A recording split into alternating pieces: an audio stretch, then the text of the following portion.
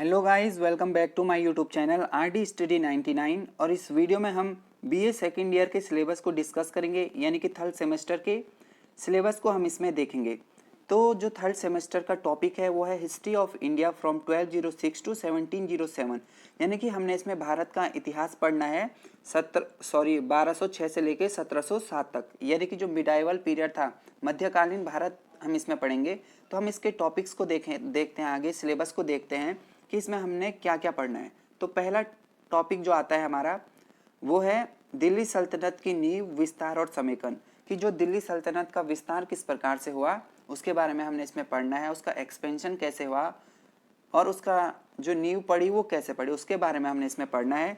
फिर आता है हमारा सेकंड टॉपिक, वो है खिलजी और तुगलकों के अधीन प्रशासनिक और आर्थिक सुधार, administrative and economic reforms under the Khiljis and the Tughlaqs.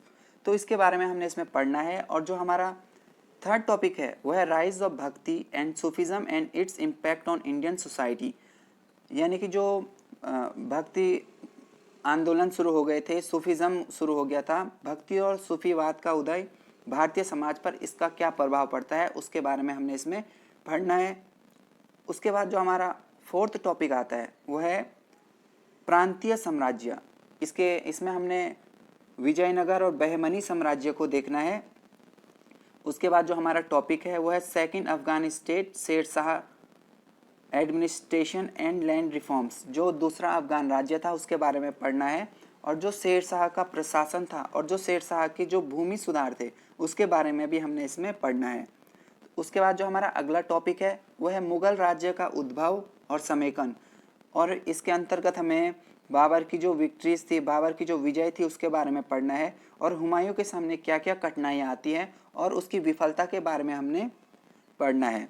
तो उसके बाद जो हमारा सेवंथ टॉपिक है हमारे थर्ड ईयर के सेमेस्टर के जो सिलेबस है उसमें है अकबर से औरंगजेब।